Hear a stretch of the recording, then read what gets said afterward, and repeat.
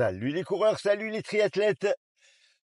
Aujourd'hui, on va parler tapis de course à pied. Alors vous allez me dire, Michel, tu nous parles de tapis alors que l'été approche. Ben oui, contrairement à ce que vous pouvez penser, moi je trouve que j'ai plus de coureurs qui utilisent les tapis l'été que l'hiver parce qu'il y en a beaucoup qui craignent la chaleur. Alors vous savez que moi j'adore courir dans la chaleur et que je conseille de le faire déjà pour habituer son corps parce que l'été, les courses, elles se font toujours dans la chaleur, mais on peut vraiment faire des belles séances sur tapis. Alors, tapis de course, inutile, utile, indispensable. On va essayer d'aborder ce sujet-là et puis je vais vous donner des conseils. Alors, quand on parle tapis de course, il y a forcément l'aspect budget qui rentre en compte. Vous avez des tapis, on va dire à partir de 500 euros, puis après vers le haut, ça monte très très haut. Moi, je vous conseille, si vous achetez un tapis, d'investir dans quelque chose de correct avec un gros moteur. Déjà pour éviter que le moteur il finisse par cramer.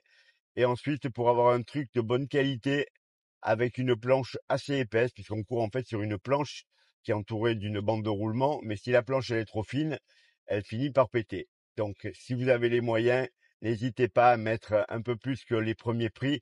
Vous aurez quelque chose de très intéressant et qui dure quand même très longtemps.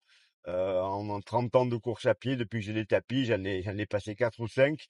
Et souvent, quand j'ai pris des tapis bas de gamme, ils ont duré beaucoup moins longtemps que les hauts de gamme.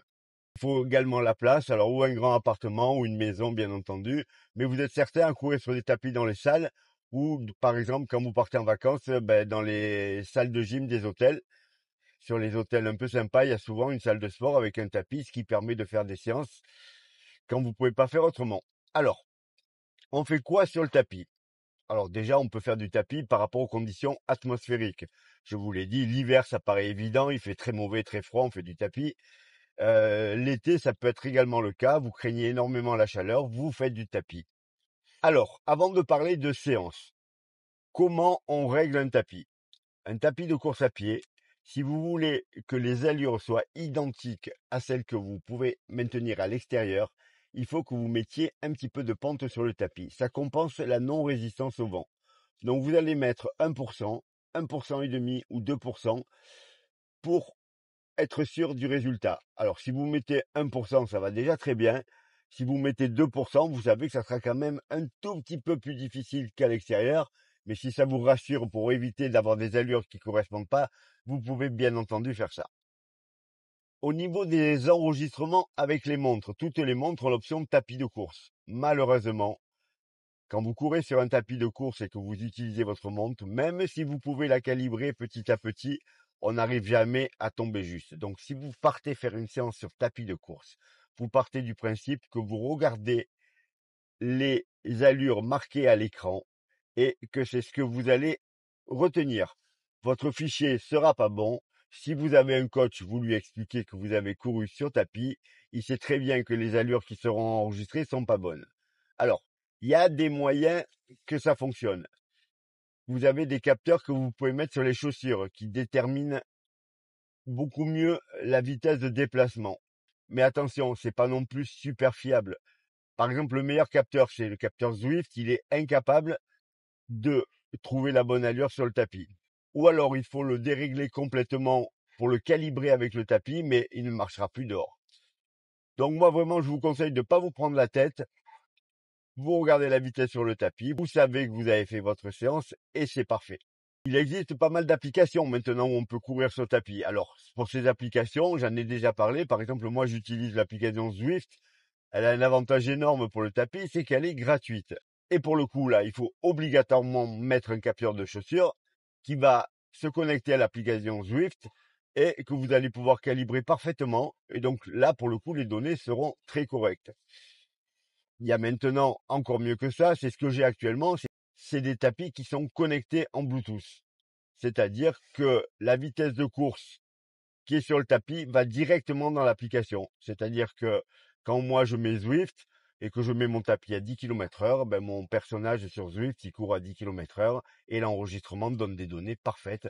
C'est l'idéal. Les tapis sont un petit peu plus chers, mais on peut quand même trouver du super matos aux alentours de 1500 euros qui fait ça. Au niveau des séances, est-ce que c'est intéressant? C'est très intéressant les séances de tapis. Pourquoi? Parce qu'on est capable de stabiliser des allures. Vous pouvez mettre une allure précise et la maintenir. C'est encore plus intéressant quand vous êtes pas capable de faire ça à l'extérieur. Moi, j'ai pas mal de mes coureurs qui sont souvent peu expérimentés, qui me disent, Michel, moi, mon plus gros souci, c'est que je suis obligé de regarder la montre en permanence.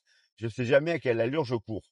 Ça va venir, mais dans un premier temps, le tapis vous permet de calibrer votre allure. Si vous avez une séance de 3 fois 10 minutes à 14 km heure, eh ben, vous mettez 14 km heure avec votre petit pourcentage de pente et vous allez faire votre séance. Et ça va être parfait. Donc ça permet vraiment de faire des très très belles séances à des allures très précises. On peut faire des séances à allure marathon. Prenons mon exemple. Moi, j'en fais rarement des séances à allure marathon, mais hier, il y avait la fête des mères, il y avait beaucoup de travail de mon côté. Je me suis retrouvé à pas avoir pu courir à 20 h le soir. J'avais pas envie d'aller courir dehors. J'ai fait ma séance sur tapis. J'ai fait 2 fois 18 minutes allure marathon. J'ai fait mon échauffement. J'ai mis mon tapis à 15,3. J'ai mis ma pente à 1% et j'ai fait ma séance. Alors, franchement, c'est dur. Pour plein de raisons, donc on va revenir là-dessus. Mais j'ai fait ma séance, alors que dehors, j'allais pas aller courir à ce moment-là, j'avais vraiment pas envie. On peut faire les footings, bien entendu. On peut faire tout ce qui est seuil. On peut faire tout ce qui est allure marathon. La seule chose que moi, j'aime pas faire sur les tapis, c'est tout ce qui est VMA courte. Parce que l'accélération de la bande du tapis, elle prend un temps. Et si vous faites des séries courtes, c'est très compliqué. Alors, il n'y a qu'une façon de faire pour que ça fonctionne. C'est de caler la vitesse cible que vous recherchez. Admettons, vous faites des séries à 20 km heure. Donc, il faut déjà avoir un tapis qui fasse 20 km heure. Vous vous mettez à 20 km heure, vous faites votre série et vous ne ralentissez pas le tapis ou pas complètement. Et vous sortez du tapis en mettant les pieds sur le côté et vous faites la récupération hors tapis. Et vous recommencez à courir. Ça demande de l'habitude pour monter et descendre quand il tourne vraiment vite, mais c'est faisable. Parce que si vous faites par exemple du 30-30 sur le tapis, c'est infaisable à faire. Donc, on va éviter tout ce qui est VMA courte. Je pense que c'est pas utile. Mais à partir de la VMA longue, des kilomètres, des choses comme ça, vous pouvez absolument tout faire. Les limites du tapis. Bah, il y en a une qui est pas connue de grand monde, c'est les ischios.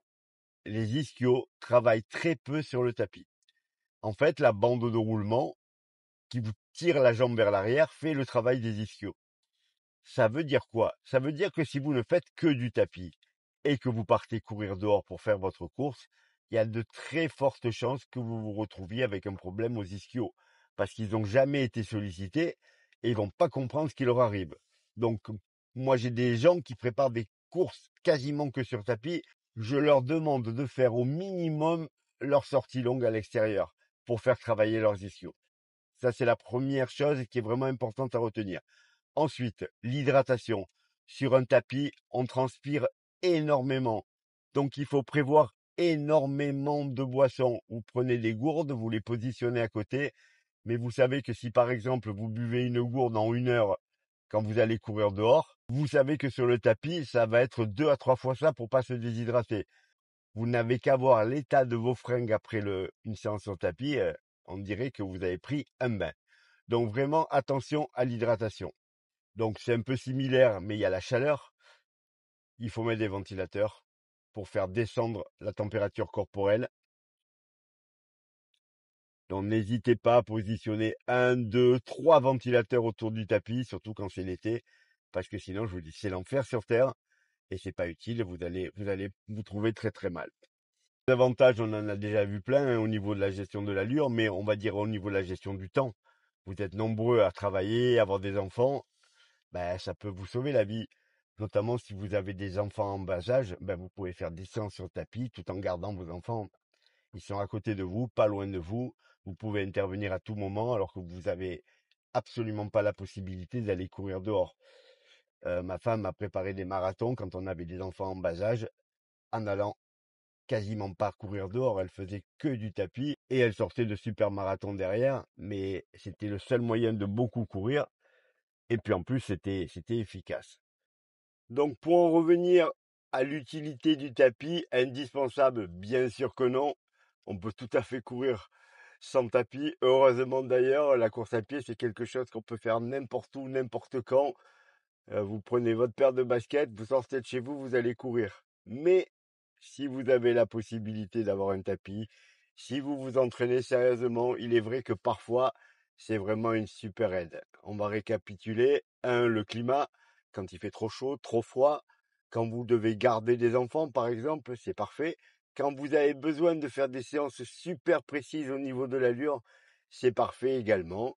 En inconvénient, attention à vos ischios. Les ischios travaillent pas beaucoup sur tapis, donc on ne fait pas que du tapis. C'est pas bon. Ça peut vous poser des problèmes en course.